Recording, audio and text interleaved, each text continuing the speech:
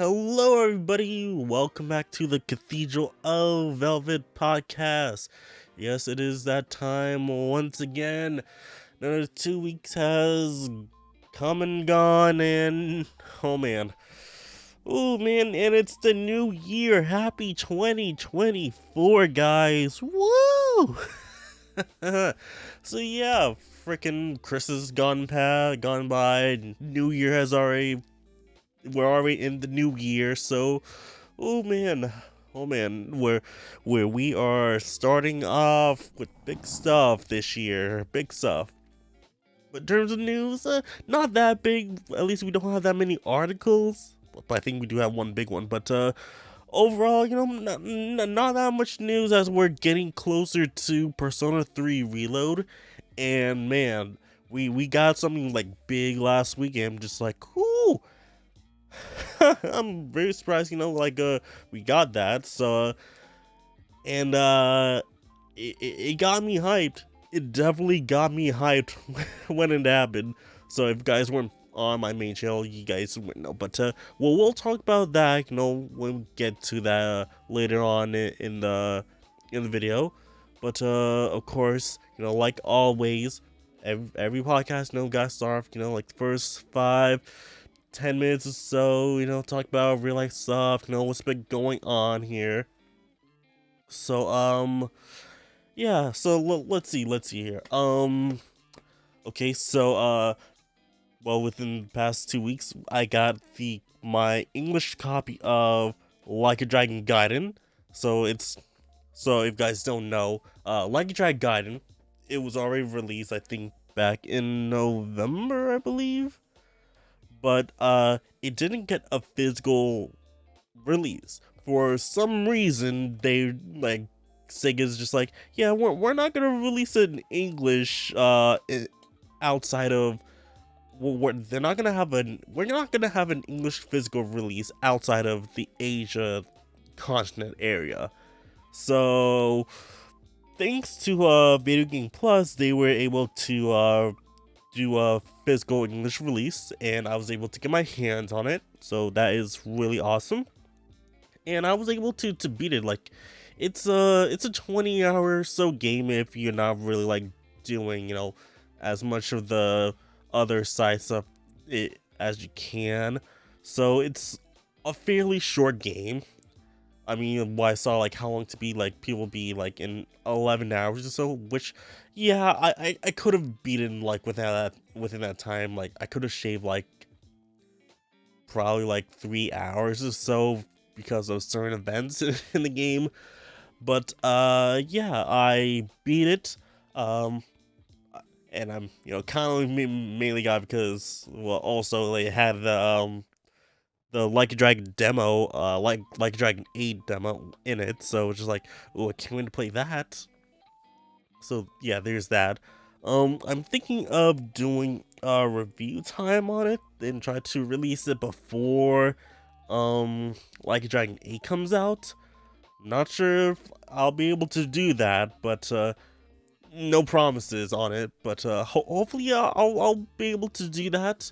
Just gotta make sure got everything prepared and all that stuff. But yeah, that happened. Let's see here. His family came over New Year's, and not gonna lie, it was a little bit annoying because all the family was talking about was just complaining about their fiance. It's just oh, every day you come in, just you're talking about how bad your fiance is. Just I don't know. To me, I'm just thinking oh, is it a good idea then? I don't know, but that's your thing. I can't say anything about it. Just you do whatever you want. Just gonna complain that much, then I don't know. But yeah, that happened. Um, let's see here. Just looking around my room, with just seeing was there anything else that I got? Um, I'm looking through my email and stuff. I guess not that I did. Oh, almost forgot about it. Almost forgot about this. So, yeah, I said last episode that I was thinking about getting the weekly Famitsu that had a metaphor repainted seal, and yep, I did get it, and I got it, and again, like these Famitsu magazines, they are like really high quality, like they're much better than what we got here in America. Just like just chock full of like content stuff. Now, not gonna lie, I can't read a lick of it, but like it feels like much better quality than like my like when I get Game Informer magazines. Like they feel flimsy and whatnot, but like this is like it's a thick boy. It's thick. How many pages does this have?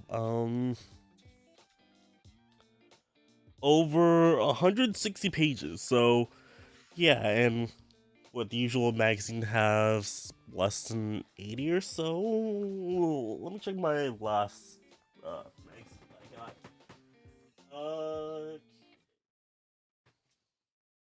So the last Game Informer I got, uh, yeah, has 85 pages. So yeah, basically almost double the amount of what we get in America. So yeah, that is a lot of content to have, just right at your fingertips. And, not gonna lie, it's fairly cheap if you exclude the shipping, the import.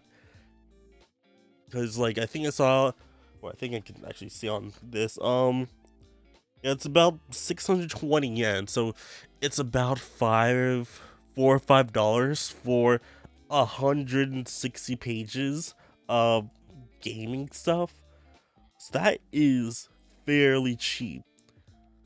But when you count like the import, like it's about 15 or so dollars to ship it over from Japan. And I use Amazon Japan for that, so it's just like, yeah, but I think it's definitely worth it in my opinion. Just like, cause like I don't like the last magazine I got from Weekly Famitsu was the Kingdom Hearts one, and bro, that looks so good. I was thinking about getting the Persona 5 Tactical one. I was just like, no, not really.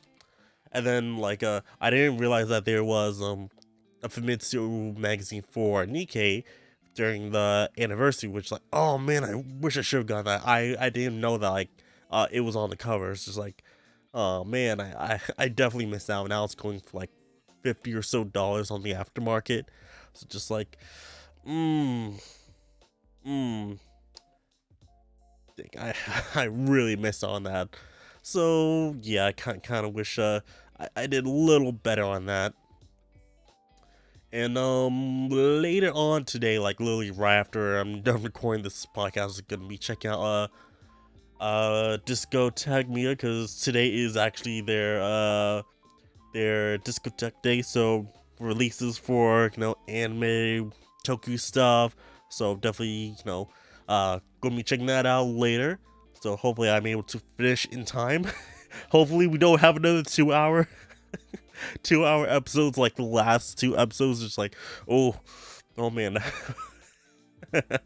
that was a like I wasn't expecting like the last two episodes of 2020 to be 2 hours, but hey, you guys deserve it. You guys deserve to have those big chunks of episodes. So yeah, I'm pretty sure this episode's gonna be fairly under 2 hours. All right, it's gonna be under 2 hours.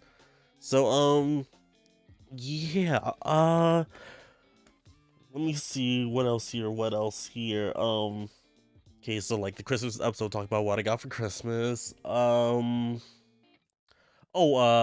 did get a new pop-up parade figure, which is of Chiaki from Danganronpa 2, but she's in her Monami color alt alt color, yeah. And I was like, you know, when I initially pre-ordered, just like I was really iffy on it because just like I would rather have her OG colors, but then just like if I don't get this, it's going to probably be more expensive on the secondhand market. So just like okay, I'll get it, but now I need more more room on my shelf because just like I really have to push like some of the figures towards the back. And I really hope they don't fall. So I really hope that doesn't happen. But yeah. What else? What else? And I'm not sure you guys know this, but like I have like this kind of throat nose thing. Like my nose is kind of stuffy, like but doesn't feel like it, but it kind of is. So hopefully, you know, like I sound like I have a nasally nose, but I don't feel like I do. So yeah, that's a bit of an annoyance. So sorry about that. But yeah, let's get into the news. All right, so let me just fix everything up real quick because I was just doing some last minute thing before recording. And yeah, I think we are good to go. So let us just switch over here. Let me just make sure audio is still going. All right. Oh, okay. Don't know why this happens. Let me just do. Which one is it? This one here. Let's see here. Oh, nope. Display, no. I believe it's this one. This is supposed to be. This episode of the Cathedral Velvet podcast is sponsored by W. W is a clean energy drink that's made to give you focus with no crash, jitters, or inks like other energy drinks. There's also no filters or artificial dyes. W contains vitamins like B3, B6, C, amino acids, and 150 milligrams of caffeine. W allows you to have faster reaction times paired with laser sharp focus. They have a variety of tubs, shakers, accessories to choose from. If you want to start winning more, they made this for you. Go to the first link in the description below and use code PowerJ at checkout to save 10% on your order. That's PowerJ at checkout to save 10% on your order. Thank you for W for sponsoring this episode. Now back to the show. This. Right. There we go. For some reason, like it changed, like for like it changed which monitor it's on, and it's locked. I don't know why like it changed. Like I think like hey, when you lock the source, it's not supposed to change where the source is, you know. But yeah. Of course, like always, we're on Persona Central, so please make sure you guys check them out. Links of all the articles we check out in this in the episode will be in the YouTube and audio podcast description. So make sure you guys please check them out. They do the good stuff. They they post they do the hard work, guys. So please, like they what am I saying? Like just like this past year of just stammering my words. They are the great. They are the gods when it comes to Persona news. So please check them out. Check their Facebook. Check their Twitter. Check their YouTube out. Please support them in any way that you can. Again, links of all the articles that we will be covering will be down in the description below. All right. Okay. So let us.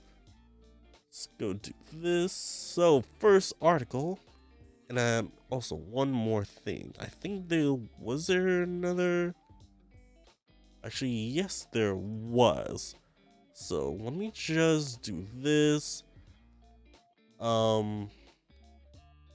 me just switch up here real quick. Do this. Do this. Alright. we're good. We're good. All right, so a few short ones. So first we got the Persona 3 Reload School Life trailer. So excuse me. Alice Japan has published a new trailer for Persona 3 Reload, focusing on the school life of the school life side of the game, including social links, additional characters, bonding events, and activities. I haven't really checked that out because I was waiting on it'll be released on the English side soon, right? But guess not. So we're just gonna check that out right here and make sure audio is off. So let's just check that out.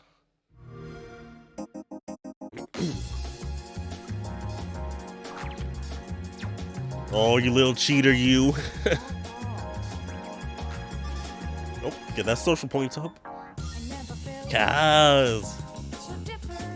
Oh, Hidetoshi. Oh, wait, hold up. Okay, okay, so 1, 2, 3, 4, 5, 6, 7, 8, 9, 10. Okay, so, yep, 10 ranks. Okay, so this is the transition between, the transition throughout the days, okay? So, the Thieves Guild, right? Or that equivalent of it, and the TV guide from Golden is back in here. And well, what's up with people's issue with Kenji? Like, I've seen so much on just oh, I hate Kenji. Kenji's such a bad character. Like, all the dude wants to do is just hook up with a MILF. What's the issue? Like, come on. Like, if your issue is just he wants to be with an old lady, then what's your what's the issue then? Okay, so we got the jobs. Okay, and so let's just going through here. So again, jobs. That'll increase some of our perks here. And now we got the TV with the DVD VHS combo, so we'll be able to do that and bring books with the other characters. So great, and cooking with them. And we get to use the internet. Yeah. And not gonna lie, even for 2009, well, the game was made in 2006, well, 2005, 2006-ish, and set in 2009. So the computers were still pretty thick back then. Okay, garden. Yeah, they were cooking stuff. I was just where are they? Were they cooking? And yeah, the aprons going on. You can see looks like tea there. So yeah.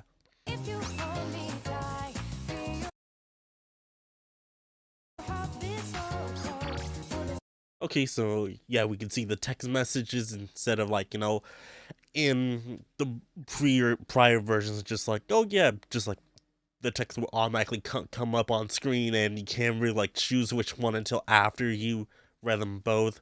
So again, hopefully they fix up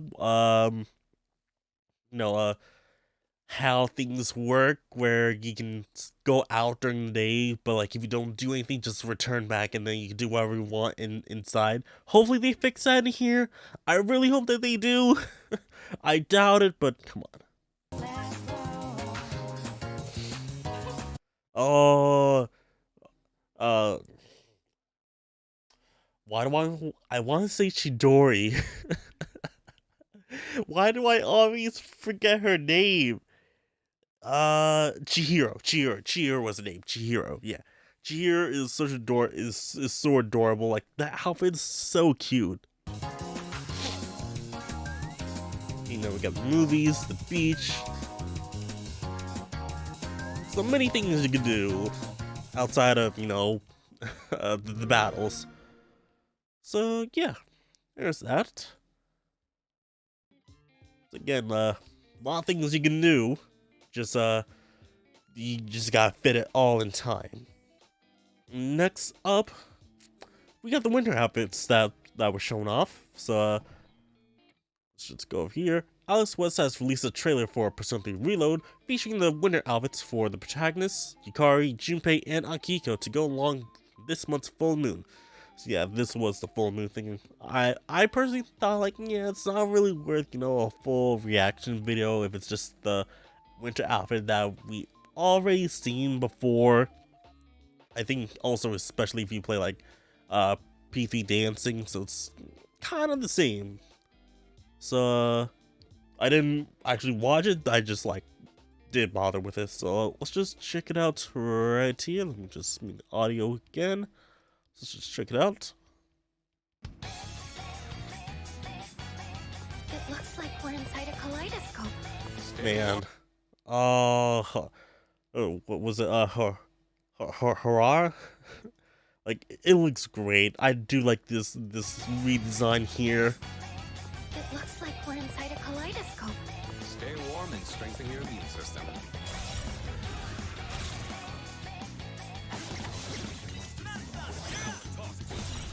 Okay, there's the baton pass equivalent.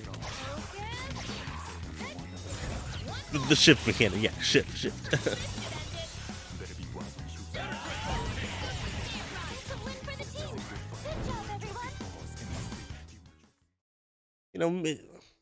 Not gonna lie, it doesn't really like focus on the outfits, but well, all right. It's a little something. It's a little bit of effort. So all right. So next up, we're already almost halfway through the articles that we're gonna go through. So this is the big one here, at least from just the scroll reel, as far as I can see from the scroll wheel. So Alice 2024 Aspirations teases unannounced games by Shin Megami Tensei Persona developers, and there was an update to this.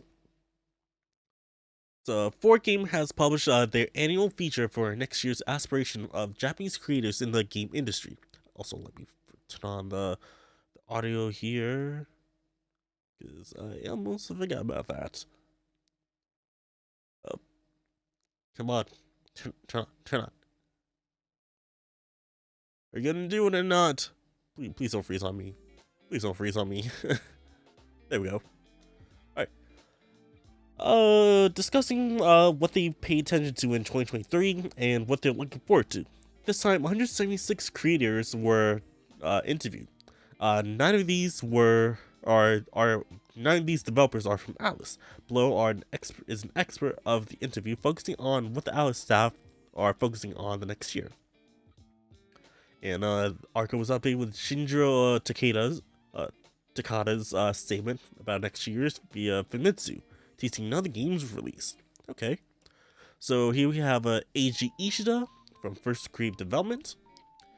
So Eiji Ishida is one of the producers and directors behind Soul Hackers 2. Oh, sorry about that, dude. He has worked on Shin Megami Tensei Strange Journey Redux and Takumura Session Sharp FE. Oh, again, sorry. As director, as well as the art director for SMT 4. Okay, not too sorry. Because SMT 4 is great. So, what are your aspirations for 2024, and what's your message to 4Gamers readers? I'm currently involved with an unannounced title. While the title hasn't been revealed yet, I'm working diligently alongside the director towards its completion. When time comes for the announcement, I hope for your continued support. Thank you. Alright, not bad. Next up, we have Atsushi Kitajo, Alice's sound team. Okay. Kitajo is an Alice sound team composer who has worked on Persona 4 Arena series, Persona Q series, Persona 5 Strikers, and the upcoming Persona 3 Reload. So, what he says here is, the year 2023 flew by so quickly that I can hardly recall what I was doing. I will continue to cherish each day and strive to make a lasting impression. Additionally, in 2024, we have upcoming releases for titles I've been involved in, including Reload, Unicorn Overlord, and Metaphor Fantasia. Major titles and sequels have been announced for both domestic and international release, so time never seems to be enough. Let's be mindful of sleep deprivations in 2024, everyone. Get your sleep, everyone. We really need it. Next up, we got Toshiki Konishi. That rhymes. Kind of.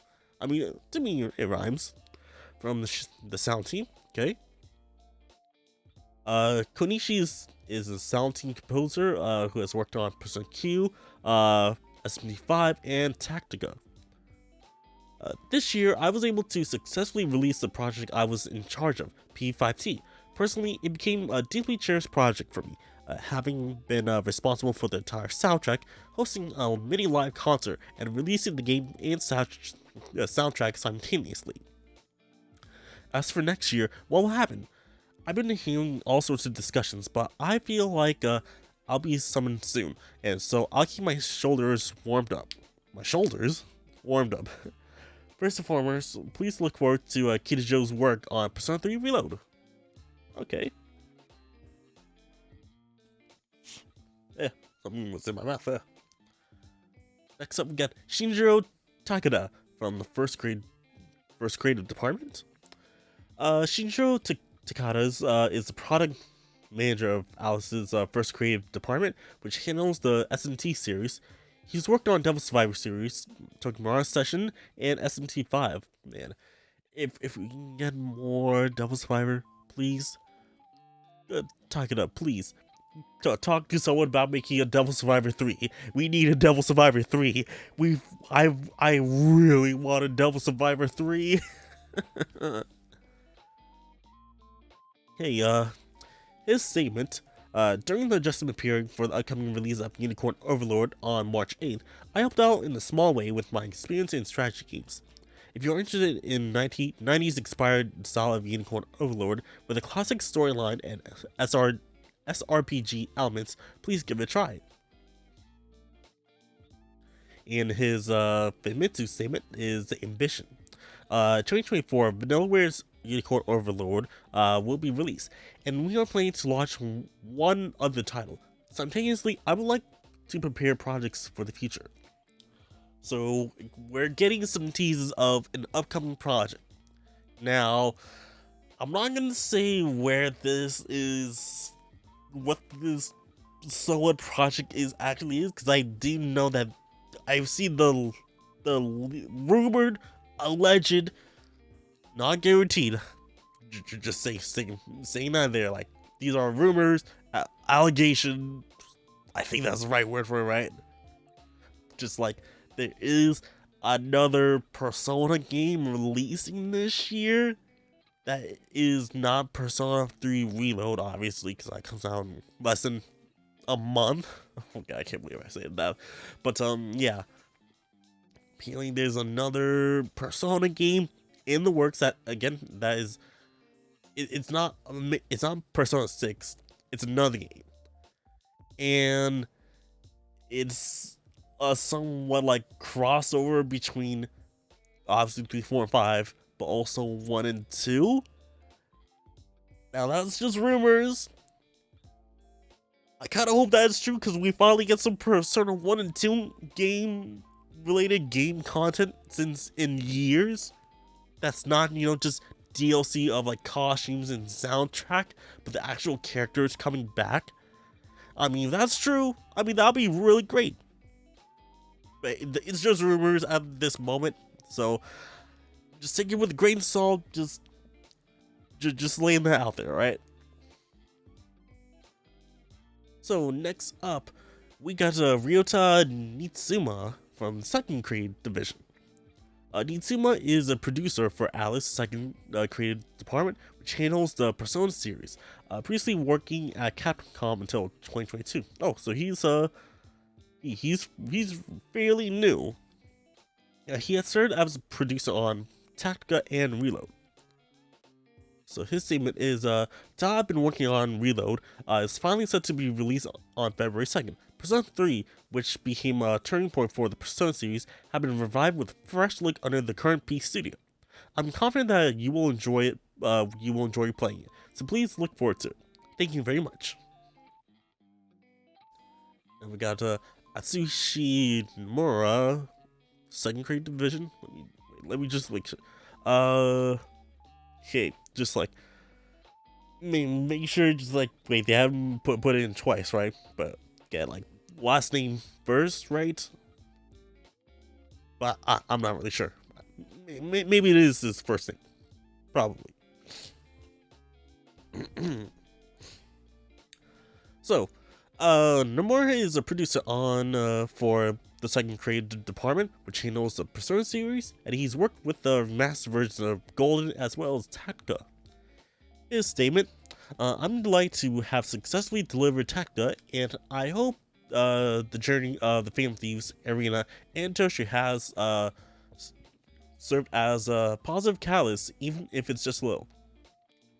And not gonna lie, the multiple times we've been talking about Tactica, I totally forgot that I finished recording Tactica, and now I'm just like editing and just uploading it onto my main channel. So if you guys want, if you guys want to check that out, please check out my main channel, Power Juice Show.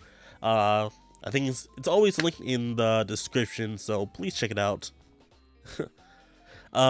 Continuing on, in 2024, the Persona team will release Reload. For those who have not played the original, I wonder how you will spend that year and what emotions you will experience. I'm already looking forward to it. Just a little more until release. Thank you very much.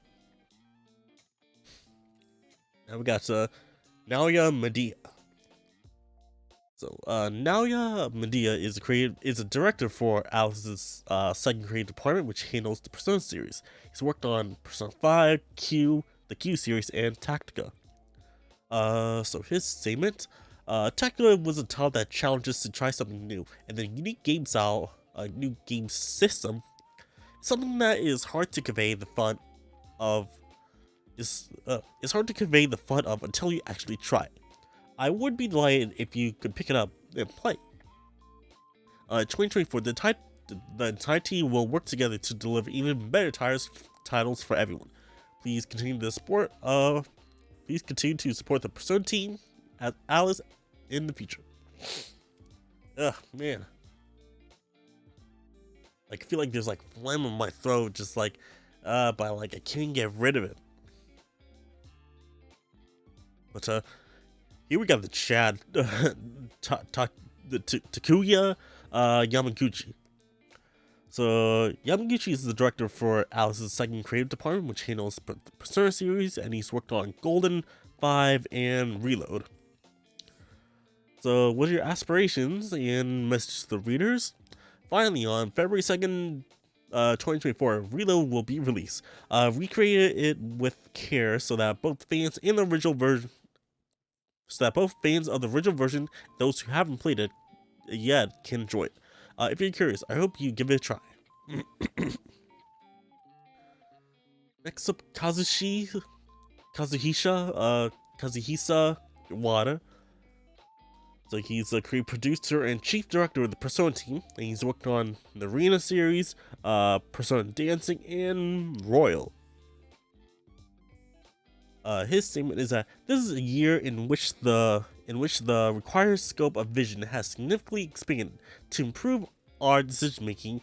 More robust approach in communication will be crucial in the coming year.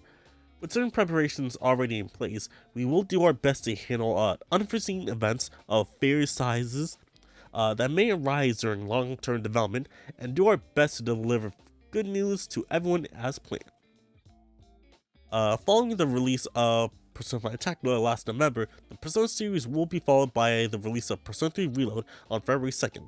This is a remake of the classic from 18 years ago that laid the foundation for the modern Persona series, so I hope that many of you will play it and enjoy it. We will continue to work hard in order to deliver even more memorable games to everyone, so please continue to support us. Okay. The complete transit interview with the Alice staff members will be published at a later date. Okay. And the developer aspirations from Alice team developer yeah, you can check out last year's post there.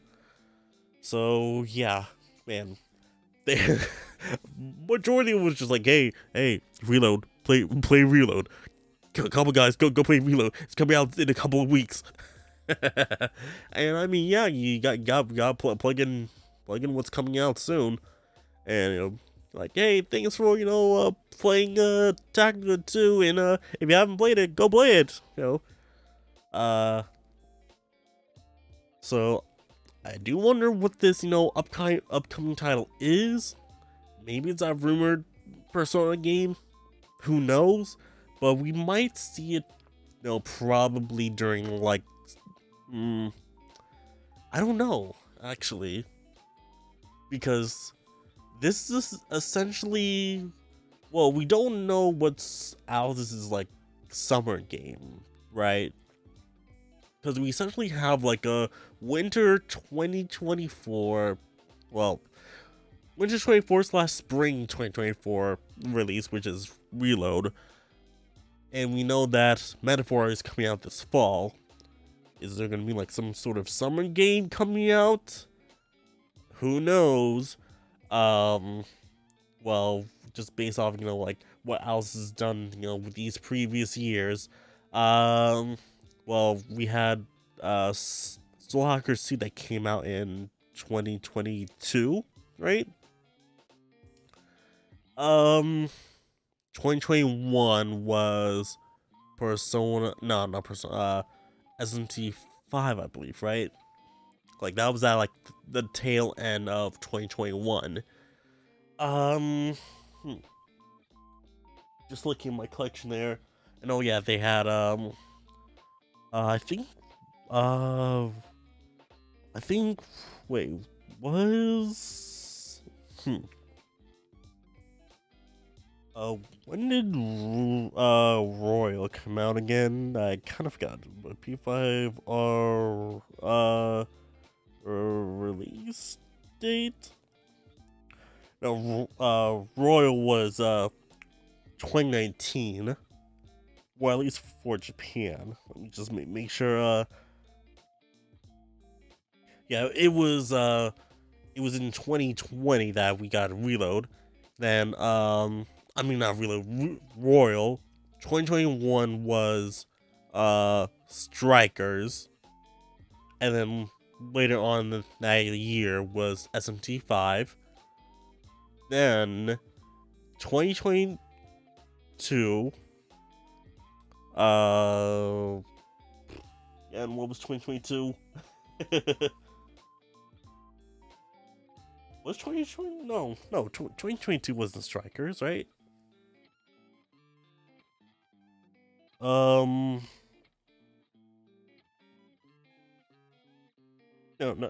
2021 was Strikers, yeah. So yeah, not much of a release, yeah, because like 2022 was like the horrible Persona year, so like yeah. So yeah, 2022 was Soul Hackers. So yeah, hopefully something else comes out this year. Just make sure. I don't want to get this wrong, but if I am wrong, yeah, Soul Hackers came out August 2022. So yeah, hopefully the rumors are true. Hopefully, maybe, but it's gotta be announced like soon. It's gotta be announced fairly soon, right? But who knows? Who knows what'll happen? But let's go into our next article. This portion of the podcast is sponsored by you, the patrons on patreon.com/CavePodcast. With as low as $3 a month, you can support me and the podcast with benefits such as exclusive posts, early access to the podcast, no in-video ads, your name scrolling in the video, and much more. So please consider supporting your boy over at patreon.com/CavePodcast. And now back to the show. Oh no, this is the longest one. This is the longest one. Oh man. So we got an in-depth Persona 5 Tactica developer interview on early concept, new characters, and adapting the P5 style.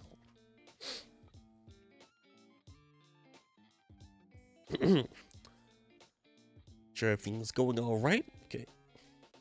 So, on November 15, 2023, Dengeki Online conducted an interview with the P5T development team. An in-depth interview with the business producer, Nomura, director, Medea, and song composer, Konishi. Discusses the different approaches to development P5T had compared to other Alice games, as well as the creative decisions behind the project. Whew. Well, let me just scroll through this real quick. Yeah, this is a this is gonna be a meaty one. oh man. Yeah, I didn't really read this, but we'll read a good bit of this, because I do have some things to talk about. Like, we got other articles too, so we're not gonna go through this entire thing, okay? And last time, not gonna lie, my throat died after the episode, so I gotta preserve my throat, okay? So we're gonna cover a good bit of this, and if you guys want to continue the article, please check it out in the description below, because the team over on Persona Central did a massive job that I doubt anyone else would do. So guys, please check it out, and links in the description below. So yeah, let's get into it, because like, if you guys see like the scroll bar, just like so like right here, this is the halfway point, and then we got a couple more to go. Yeah, this is a very long and in-depth article. I mean, that is good. I'm definitely gonna read this on my own time, but unfortunately today, like, I'm a bit short on time, unfortunately. So again, please check them out. Links will be down in the description below. So development roles. So first off, could you tell us what each of you was in charge on this project? Nomura. I was involved in launching the project as a business producer. During development, I mainly touched on aspects as progress and budget management. The latter half of development, when it comes to delivering the work to the customers, I focus on coordinating with promotions and rights. By the way, what is the difference between a business producer and a producer? Nomura. This time, since Medea, who has abundant development experience, is the director, he was the main focus for aspects such as the game's quality. I've been working on the project's perspective, concerning the overall direction in marketing. Budget management is also essential for the project, and I make sure to look into that as well. It's more of an appeal for internal purposes. I see. Compared to previous Alice games, it seems like there was a slightly different division of roles this time. Medea? Yes, that's correct. This time I took the role of director, but my background is originally in design, so I had experience in design direction before. So while ensuring the quality of graphics and other visual aspects based on my past experiences, I worked with staff and writers in charge of specifications and scenarios. No, not gonna lie, it seems like this was like a video interview, but it could be just, like photos taken, during the actual like in-person interview. Konishi-san, it was mentioned that you served as a sole sound composer this time, handling all the songs? Yes, that's correct. I was in charge of all the music. This includes aspects such as implementing where to play the music in the game. Additionally, I was present for and supervised the recordings for Lin Inazumi's vocal songs. Choosing the genre of strategy RPGs. First, could you tell us about when the project was first launched? In other media interviews, various factors were mentioned, such as wanting to do a strategy RPG, delivering new P5 story, and resulting from user surveys. What was the most important factor? Yes, guys. And also, I just realized we haven't gotten a survey for this past year. I just realized that. We haven't gotten an Alice survey, or at least I haven't seen it. Like, oh. So, huh. Well, what are they gonna be doing for, like, future projects then? Because, I mean, we can at least, speculate, like, there was the rumor, like I said earlier, and then there was, that poll that we seen, like, during, I think it was during the 25th anniversary, where we saw, games that people want, like, remade most, and then there was, like, Persona 3, which was first, and obviously it's coming out next month, and then we saw, Persona 2 duology being tied for second, and then technically fourth, but also third, is Persona 1. So it's possible that we might be seeing a Persona either 2 duology or Persona 1 remake after Persona 3 Reload. That could entirely be possible. But hey, we don't know what's going on with Alice. I'm not a leaker or anything like that, so who knows? Who knows?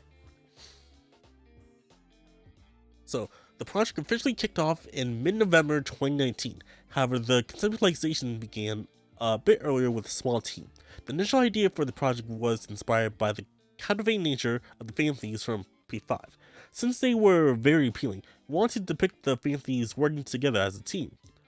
Although it wasn't being shown in real time back then, I was a fan of spy action movies like Mission Impossible and Ocean's 11. This interest led me to think about whether we could portray an action-packed scenario with a fan thieves. We wondered if we were able to create a game where the team takes on missions, what genre would be suitable. And we decided that the genre seemed most suitable for that concept was a strategy RPG.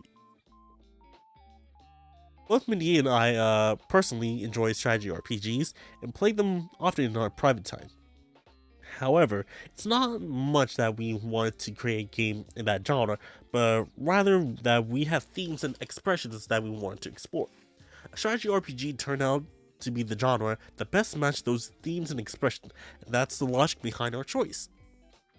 I mean, this could have fit also, Devil Survivor. I mean, Devil Survivor is technically an SRPG, or a tactics RPG. I'm not sure which one is the best word, but it's basically this similar style, right?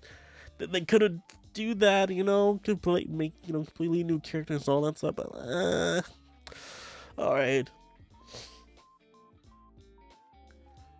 In that case, if the thing you want to represent was different, you might have created a regular RPG? No more. That's a possibility.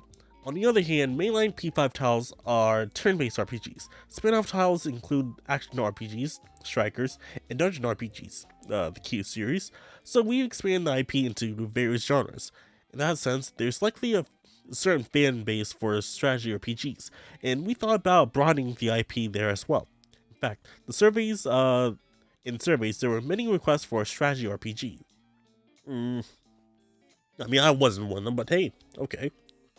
I wonder how, that percentage of people who wanted that strategy RPG compared to, the other genres. I really would like to know about that. Indeed, strategy RPGs have a dedicated fan base. By the way, when it was decided to go with strategy RPG, was there any specific concept you shared within the team? One of the first things we shared was the idea of don't make it seem too difficult. Some people who aren't familiar with strategy RPGs might have the impression that they are difficult or rigid, so we wanted to lower that barrier. Okay, so me, for example, I don't really play strategy RPGs that much. This was more XCOM style than strategy RPGs like Fire Emblem or Devil Survivor. So it's a slightly kind of different. Of course, we want to make sure that the game didn't appear too much like one aimed at younger players, but instead we want players to feel it was indeed a Persona game. We were conscious of these aspects from the beginning. No more, specifically when it comes to strategy RPGs, managing a large number of units is a key element. However, for those unfamiliar with strategy RPGs, there was a concern that players might find it complicated and overwhelming.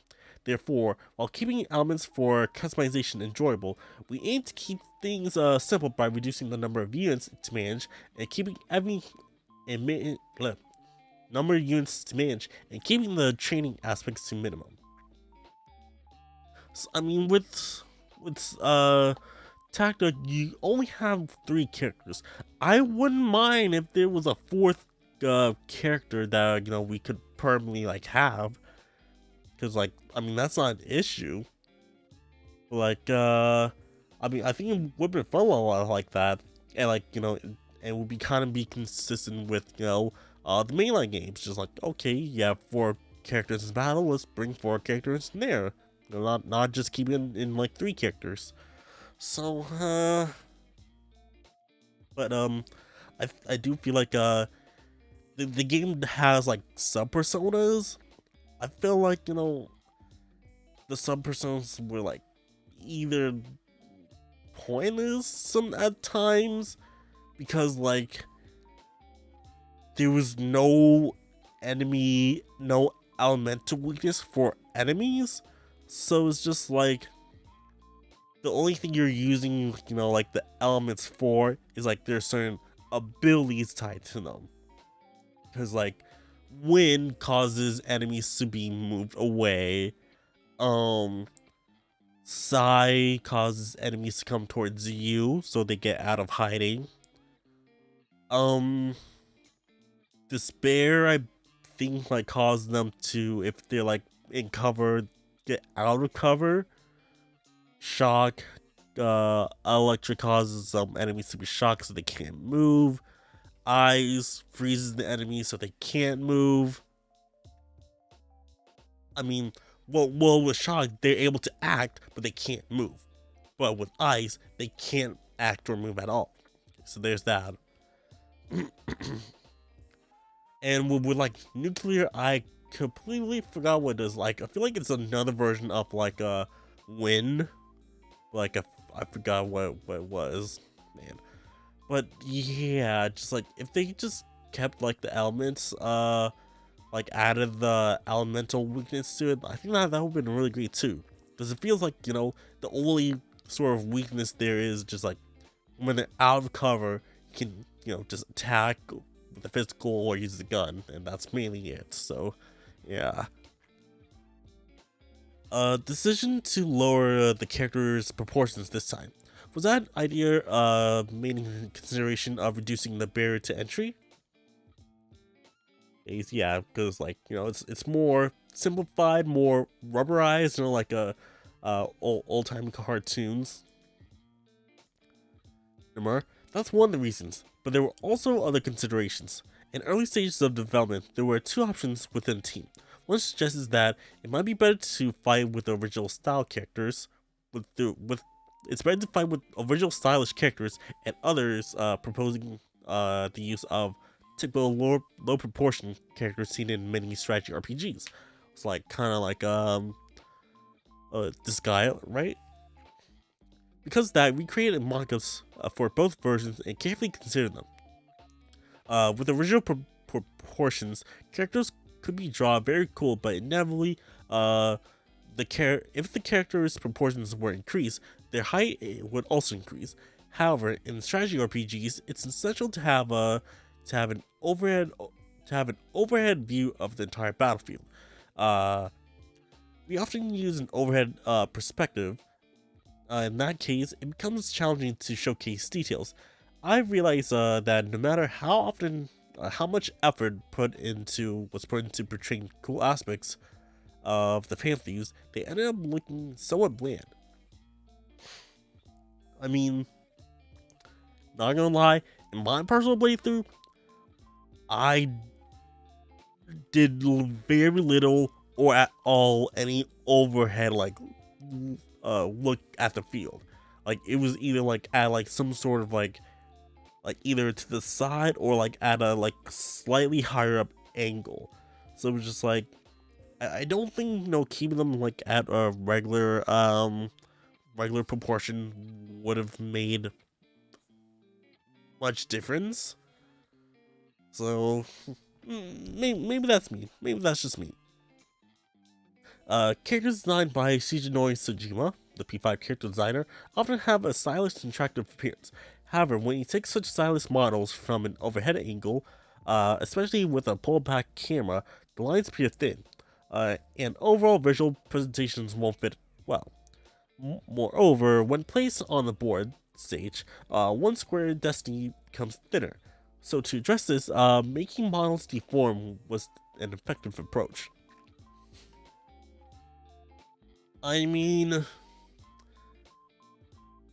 from the little time I played of Fire Emblem Three Houses, I don't think they had an issue with that. So, I don't know. Yeah, it's just me, but I think that they could have gone away with a standard proportions. Indeed, with deformation, character traits can stand out more. Even if the camera is pulled back, you can quickly recognize this Ryuji, for example. I mean, you can tell it's Ryuji just cause, like, hey, he's got the blonde hair and like the what the steel mask, the skull mask. I mean, that's his recognizable feature. Morgana is a cat. You can find the cat on stage. On freaking hot red latex. I mean, it's not that hard to differentiate.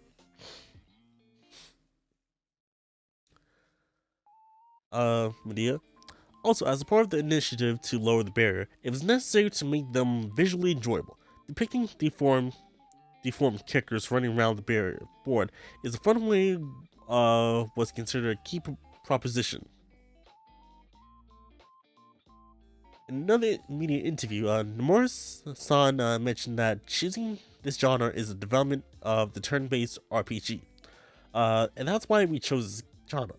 I'm curious whether this general evolution of turn-based RPGs, or specifically an evolution of Persona turn-based RPGs. Actually, it's not that big of a deal. Rather than being just about P5T, I meant that the genre of strategy RPGs itself is more like an extension or development of turn-based RPGs. In conventional turn-based command RPGs, players' interaction during combat essentially involves choosing actions for characters. On the other hand, in strategy RPGs, in addition to choosing actions, the players can also select where to move characters, adding an element of player interactions. I think this is why there may be aspects of that led to the impression of it being more complicated. Personally, I feel like strategy RPGs compared to command RPGs offer increased player interactions, making them more liberating as games, placing them as an extension of turn-based RPGs. Official P5 Mercer 86. Okay, character designs, Erina and Toshiro. Next, I like to discuss the settings and characters. Earlier we touched on the deformed characters. What characters left an impression on you after the transformation? Are there any points you would like us to pay attention to? The initial stages of development, we used models from Persona Q2 for the mockups. However, since these models were not intended for use in SRPGs, there was some discomfort. I mean, you could still use it anyway. Just, make the textures better and you're good to go. And, it saves you time on, character creation,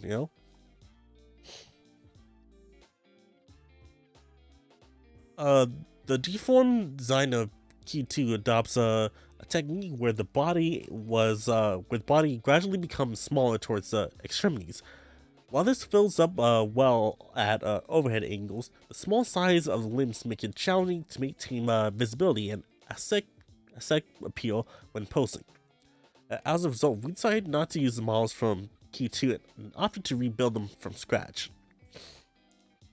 I mean, you could have modified them a bit, Could have done that.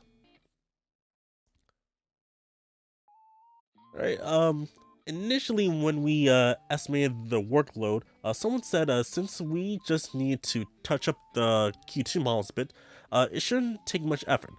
However, the results was complete reconstruction. When we tried it, we realized that's right. Oh wait, what? Yeah, okay. I was just like, wait, what? Certainly, Percent Q did have gameplay that involved moving models intensely. As Medea mentioned earlier, in P5T, we aimed to showcase the lively movements on the playing field. I remember that we made a shift in the direction fairly early on to just and make that aspect clearly visible. We should focus to a cartoon-style deformation with larger extremities where the characters' movements, even their top-down view, was appeared lively. I mean, yeah, alright. I mean, like, when you look at some of the characters' arm, it does like go at an angle, it just curves. Regarding the refinement and touch-up of character designs, I read in a separate interview with designer Hanako Oribe, in charge of designs for P5T, that you put a lot of efforts in the presentation. It would probably be the fact that we had to completely remake all the models. Was thought something like, I'll redesign it myself? Medea. Oribe suggested it's better to redesign from the beginning. The Dutchan RPG based on Etching Odyssey, where the viewpoint is in the first person, characters rarely appear on the screen. However, in strategy RPG, characters moving around the screen are essential. The language for each game genre is different. So we were aware of the risk of using the same deformation and agreed with that perspective. I mean, like, most of the time, at least with my time playing Persona Q, yeah, you didn't see the models, like, but we did see them, like, in certain cutscenes, like, when talking to each other, and also, like, when we do, some battles, like, oh, activate, this skill, and, you'll see them for a bit. So they could have, just, like, adjusted the model a bit, but, hey, I'm not a developer. They know better, I guess. Yeah. So were there characters that were challenging to deform in the process of creating them? Maybe the new characters? It had quite a bit of attention, right? Dia? We had her redesigned several times. As for Oribe's method of designing deformed characters, she first prepares a version with full proportions. The full proportion version was really good, and Anna embodied a dignified fighting female figure. For Toshio, despite being a middle-aged man, his illustration conveyed a mature charm. When I saw those, I couldn't help but think, maybe we should raise the proportions after all. At that point, the models were already about halfway done, so I didn't tell anyone. I love to see that. When you finish the game, you can see the taller sketch of Airi even under the special art section, so please take a look when you get the chance. So yeah, we got Arena here, and not gonna lie, that looks very awesome. That looks great, and I feel like if we saw this in the game, like, I wouldn't be upset, just like having, this kind of proportion. I mean, but when we get to Toshiro, I can't be like, okay, he's kind of plain looking, not gonna lie. So, I wish there was, something a bit more, so something that's a bit more to him,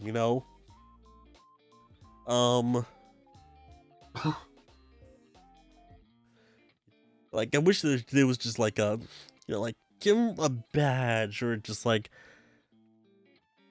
or like a different color, like suit, maybe.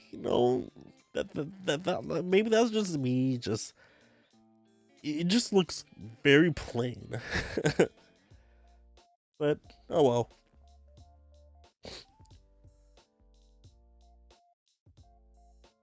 Okay, so here we go. By the way, I noticed that in the movie there was a close-up of Aaron's face. The expression seemed more realistic than the usual deformed style. Was that a deliberate choice? It was probably a scene towards the end, since it's the most serious in the story. We aim for a balance between deformed and more realistic expressions. I see. That's why I left a strong impression, and was really striking moment. Aaron and Toshio Kusakabe, both original characters in the game, play active roles. Could you please tell us about the design concepts and the charm of these characters up to around the second chapter? Remember, I've received messages from Oribe about what kind of design concepts we had in mind. To sum up, Arena in one word. It's not one word, but it's probably one word in Japanese. It's design infused with charisma. The essence of the charisma that Oribe envisioned is an unwavering sense of grandeur and an unstable destroyer. I think that charismatic individual often have aspects that strongly attract people, but also have a slightly precarious side. Tied to the theme of revolution, Anna appears as the leader of the Revolutionary Army. It's mentioned that elements of attraction and suspense were incorporated into her design. So when you look closely, when you closely examine Irina's design, it features asymmetry. One side of her hairstyle falls slightly over her eye, and her clothing has one side of it that's lifted. Additionally, her skirt has a little bit of armor around the leg area. This asymmetry is intentionally integrated to convey a sense of imbalance. The design aims to invoke both dignity and instability simultaneously. Yeah, that is definitely a thing that they chose, and I'm not really gonna explain more about the design.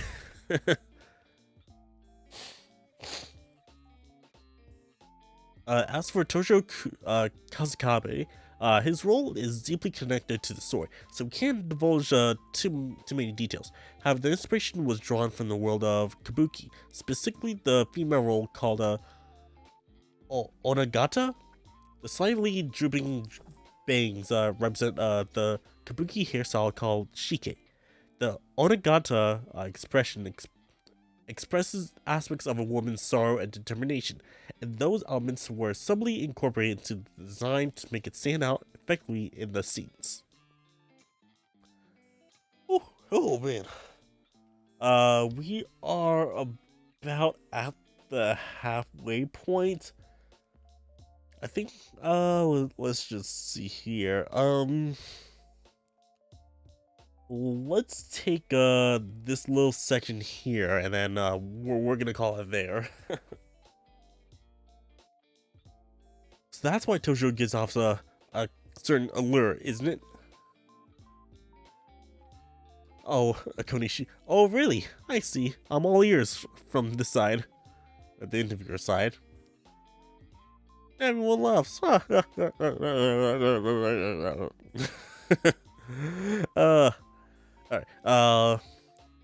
so when we announced Toshio, there was quite a few posts on social media talking about how cool he was.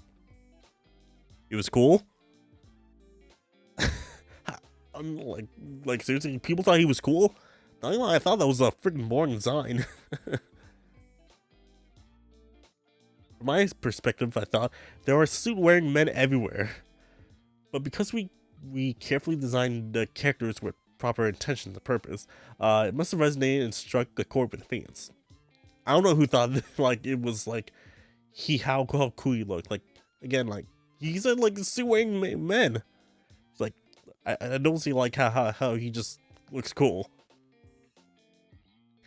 In the early part of the story, Toshio's comical side is emphasized, so the impression may change quite a bit when playing, right? The initial impression is of a comical and a delightful old man, right? However, he progresses as a key person. Aina is a character who Aina is a character who doesn't hesitate to make self-sacrifices for belief and comments. In contrast, Toshio is a kind of character who is extremely afraid of causing harm to others. Although both aim for justice, their ideology differ, so their opinions clash as a story progresses. Actually, the comical aspects of the characters were added later. For example, in Erina's case, initially she had a realistic height, and there was an image of her being dignified, strong-willed, and passionate. However, if left as it was, without any flaws, she wouldn't fit well with the high school-aged fan thieves, and being too assertive might make her a bit off-putting if she was real too. Ultimately, with the decrease in height, Erin's character became more impulsive, rushing forward, and she also has her own quirks and draws very unique pictures. Oh yeah. By adding a bit of approachability, we completed the character. Yeah. I mean, like, it feels like if this would have been what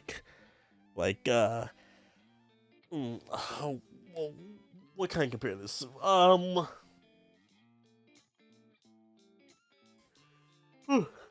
Oh wait, what about that? Like, it would feel like a Captain Marvel kind of thing, where it's just like she's just a perfect character. Like, there's just like nothing wrong with her. She overcomes anything. She doesn't have a flaw with her. Well, with this, like, yeah, she seems a bit better, with making Anna bit likable, bit more likable, right? But yeah, we're gonna call this this article here. Please make sure you guys check it out. Links will be down in the description below. Please check out the full interview there. But yeah, let's just continue on here. So, Persona 5 director interview with Honkai Star Rail developer on UI turn-based combat. Yeah, I think this is the second time this happened. P5 and a Honkai director interview.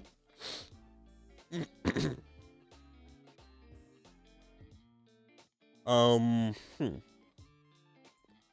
feel like we've already covered this before, right? But now, this wasn't here before. Hold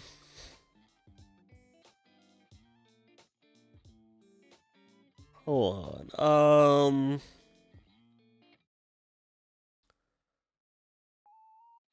I feel like we covered this before.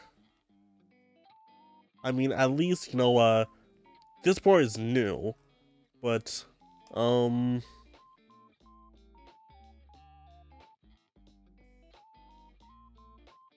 okay, so, yeah, I remember seeing this image, like, it was definitely blurred, right? So, yeah, we didn't know what these were. So, hold on, let me check.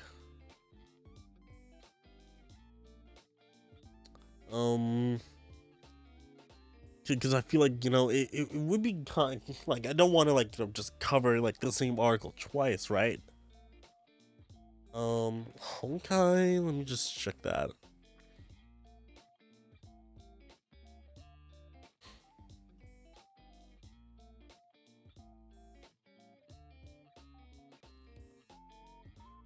Yeah, we had an article, in April, talking about, oh, hey, turn-based combat. But,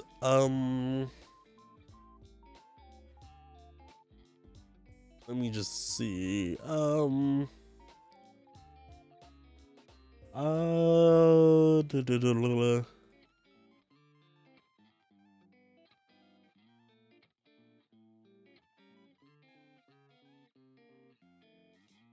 yeah, I have the article right here. Yeah, and I'll try to leave this in the description as well. But let me just do this. No. No, but I guess it's different then. Well, let's check it out then. So, around Tokyo Game Show 2023 in September, a team from Hoyoverse, the studio behind Genshin Impact and Honkai Star Rail, paid a visit to Alice in Osaki, Tokyo. During the visit, Den Famco Gamer, Den Faminico, right? Conducted an interview between Honkai producer David Jiang and Alice director Hashino. Yeah, so the previous interview from 2 was earlier this year. During the interview, Hoyoverse were presented with an illustration by Persona Series and metaphor artist Shinjanoi Sojima, featuring Star Rail character March 7th, and Galika, I still don't know how to pronounce her name. And March 7th is not gonna lie, it's kind of a dumb name. Who named someone a date? Well, maybe that's explained during the game. Maybe, perhaps. I've been very tempted to play Honkai, but just like, nope. I haven't even like progressed that much through Genshin. I'm not gonna jump into that.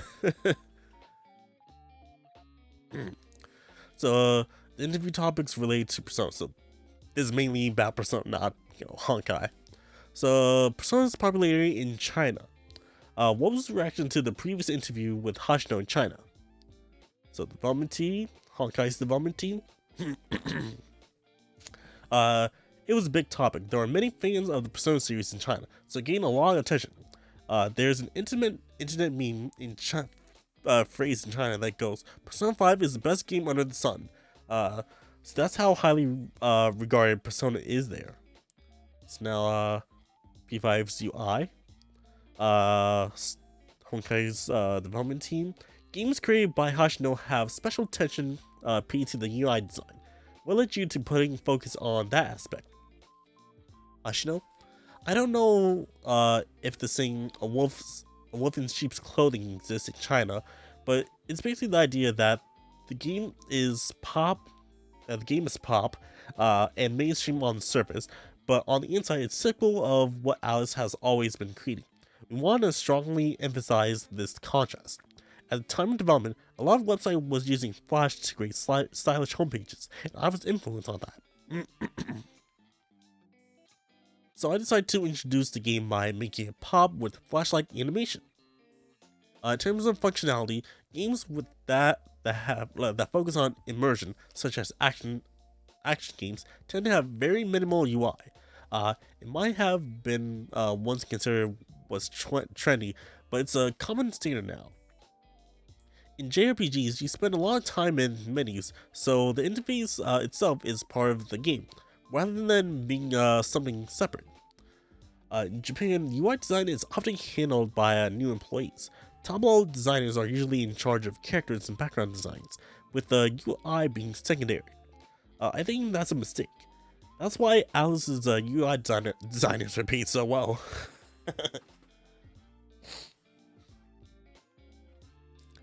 So, turn-based battles. What do you think about the potential of turn-based battles?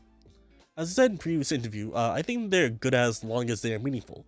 Even in action combat, there are moments when you take things slowly, creating a standoff. I think you can appreciate any style as long as it's meaningful direction. It has a meaningful direction. That's what I'm challenging. That's what I'm challenging in Metaphor Fantasio. And Lynn's gonna be providing vocals in Honkai content. Okay. Yeah. So pretty short interview, not bad. But this definitely is gonna be longer because this is only the Persona section. We haven't even covered the Honkai section, but that's not for me to cover, right? If you are a Honkai creator, hey, that'd be good for you. Okay, so we don't have not much left. So next up, let me just make sure. Yeah. Okay, so Persona 5X Heart Sealing Test trailers has been released. Closed beta is run from January 16th for China. So Perfect World Games has announced that they will be holding their third closed beta for P5X between January 16th and January 31st. A 4-minute trailer for the test has also been revealed. Has been released. The trailer shows new elements of the game, including mini games and new characters. So let's check this out. Let's just mute the background music real quick and just fix this here. Boop. Alright, so let's check it out.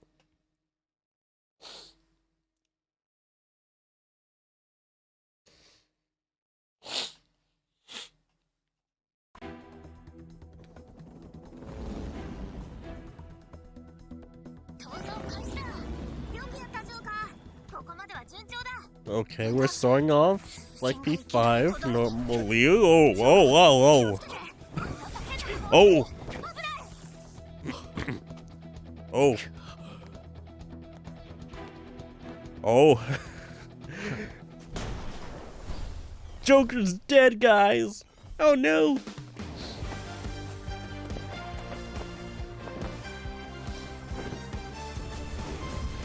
Oh.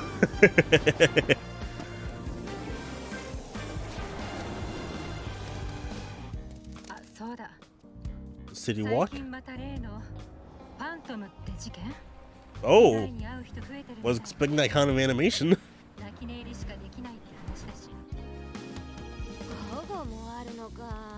Alright. Lot of activity, lot of NPCs. Well, to LeBlanc. Oh, hey. Totally forgot your name. Freaking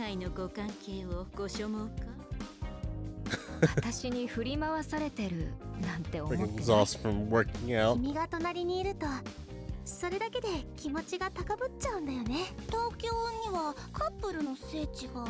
興味 No idea who she's about.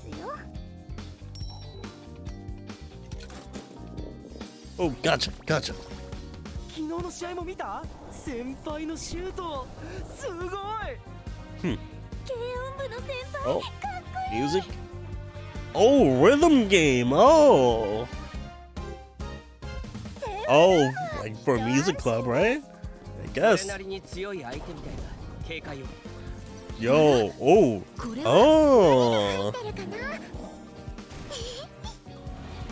そこ怪しい。注意して。ちょっと敵が多いですね。大丈夫かな。 There's just so much so much to do. その日にしかお宝は盗めない。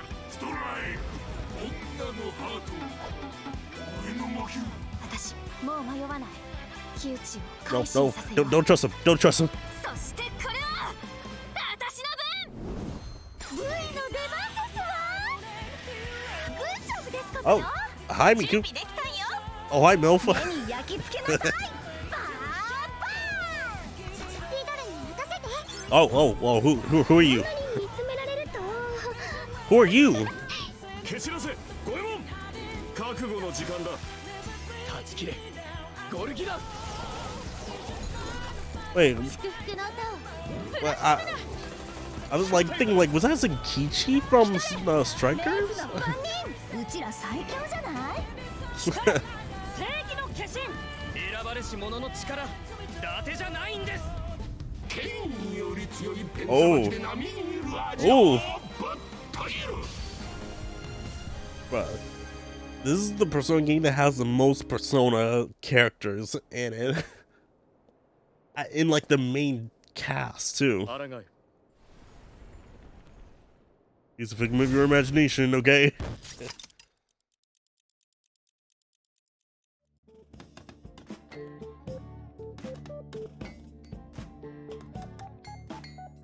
What are you making? What are you making?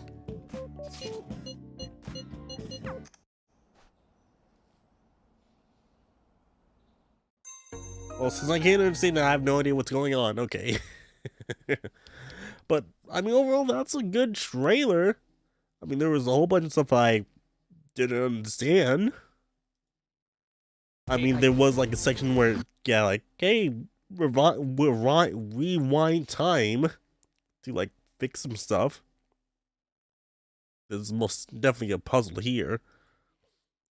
And there was just like so many other characters that like I either don't know or don't recognize. Like her, no idea. No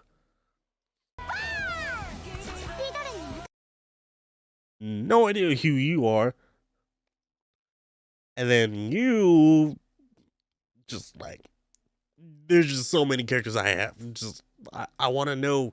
I want to know who all these characters are. But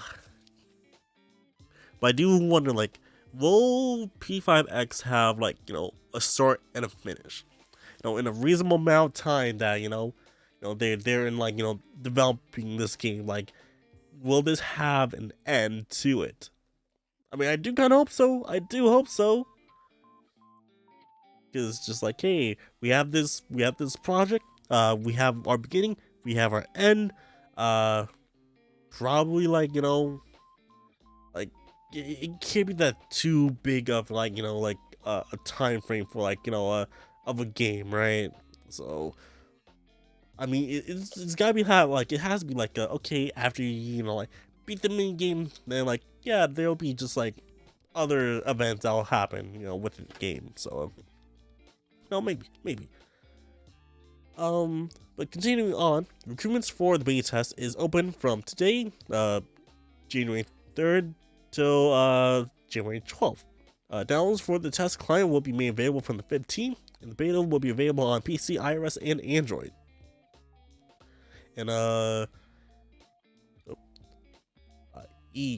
IW Play World, publisher for Hong Kong, Taiwan, and Macau, previously announced that they will be holding beta tests from January 22nd.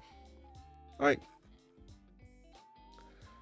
Okay, we got our second last article, and this is the one that like really just blew me out of the water. Persona 3 Reload opening movie has been released, with Lotus Juice obviously coming back. Persona Music, Lotus Juice Persona Music Night announced for January 6th, which already happened. So, Alex has released the opening for Persona 3 Reload featuring the new track Full Moon Life. Oh, Full Moon Full Life. But unfortunately, it's not there. I mean, we can't watch it on here. But, you guys can watch my reaction to it. And I do want to thank you guys for, even before, you know, plugging this in, for getting it to 12,000 views in 4 days. So that's just like, thank you guys for doing that. I was not expecting that to happen, but it is awesome that you guys you know, like this. It'd be great, you know, you guys also support, you know, the Let's Plays I've been doing on the channel, especially with Reload coming up next month. Please support that. It'll be great. And, you know, just want to see you guys support, like, continuously throughout, you know, throughout the videos. Alongside the opening movie, Alex has announced that the previous announced Persona Music Night live stream featuring Lotus Juice, introducing tracks from Persona 3 Reload, will air on January 6th. So it's already out. So yeah, let me just check this. Oh, that's 50 minutes long. If you guys want to check it out, it's there. It's in the article. And yeah, and check out my reaction. That will be also linked in the description below. Yeah, again, thank you guys for like getting this to 12K. That is just like a lot, and like within the first week of the year, that is awesome. So now the last article we got for the session, thank goodness, like, ooh, an hour 30, not bad, right? So we got our Heart Stealing Test preview livestream to air on the 11th. So it'll probably be out after this is released to the public. It's probably be available for the Patrons, which if you guys haven't been part of the Patreon, please do. Links is always in the description below. You know, very, very cheap to become a patron. So if you guys do want to do that, please check it out in the description below. So very quick article. Perfect World Games have announced that they will air preview live stream for the third test for P5X on January 11th. So that's 1900 CST. Okay, so that's 3 o'clock PST and 6 a.m. EST. So I was about to do the conversion in my head, like okay, so that's very early in the morning, and I will not be checking it out. That it will be after, maybe. Livestream will preview the beta test content, showcase gameplay, design concepts, and further information on the beta test and on the game's commercialization. Livestream will be on Bilibili, Huya, Douyu, WeChat, and TapTap. Applications for the third beta test is currently open. I'm trying to get my hands on, hey, how do I be part of this beta test? Oh, my bad. I'm very interested on, trying to do this. I'm trying to search, okay, how do I register for TapTap? And just oh, man, this is just so difficult. Okay, let me try to set up with my email. Just oh, we don't allow email. Okay, let me try to do my phone number. Oh, it's gotta be a Chinese phone number. Just why you guys being very difficult about this? I really want to try this out. Even if I can't see it, I'll want to try the game anyway. But yeah, I think we are done with this episode for the time being. Hour 30. Oh man, those last episodes were killer on my throat, and glad we're done almost an hour early. But man, we are getting very close to Reload's release. Again, less than a month away. Less than a month. I'm gonna be playing that on my PS4. It's probably gonna be running, it's gonna be running good, but it's gonna be running loud too. Definitely gonna hear the fans be like, whoa. But yeah, we are so close to that release. That unannounced game that they've been teasing in those statements for the new year. Hopefully, we'll find out this year too. Again, I'm thinking we might hear it from during Summer Games Fest. Maybe a Gamescom 2, maybe one of those two, events. We might hear something about that unannounced project. We're just gonna have to wait and see about that. And again, make sure you guys check out the articles. They will always be linked down in the description below of the YouTube and the podcast episodes. Please check out the articles there. If you guys want to check out for yourself, and make sure you guys read that full length interview that I read half of, because again, this is just it is a long one. So much information. It's just oof. Oh man. And this episode will probably be going on for an hour longer, probably. But yeah. Oh yeah, and also want to give a shout out to the patrons, because you guys are awesome. You guys support the show whenever you guys support the show financially, so you guys get the shout out that going on the screen, which should probably be ending soon. Probably now. But again, thank you guys for supporting me on Patreon. And if you guys haven't supported me on Patreon, please do. Links will be in the description below. I believe minimum amount is $3, I think. Either $3 or $1. I mean the Patreon. I don't even remember the amount to join. My bad. That's on me. But yeah, just very low cost of entry to join the Patreon. So if you're able to do that, that'd be really great. But I think we're gonna call it here. Thank you guys for watching. Please make sure if you're on YouTube, like, subscribe, favorite, share with all your friends. Check out all the links in the description below for all my social media links. And if you're on, the audio side, make sure you're following on those platforms, whether it be Spotify, Google Podcasts, Apple Podcasts, Amazon Podcasts, and wherever you're listening to. Make sure you're following. Hearted, favorite, whatever it's called on those individual platforms, that'd be really great. And I think on Apple Podcasts, make sure you write a review on this. Give it like five stars. That'd be really great. But with that, we are gonna call it here. So again, thank you guys for watching, and I'll see you guys soon with the next episode of the Cathedral of Velvet podcast. I will see you guys next time. Bye.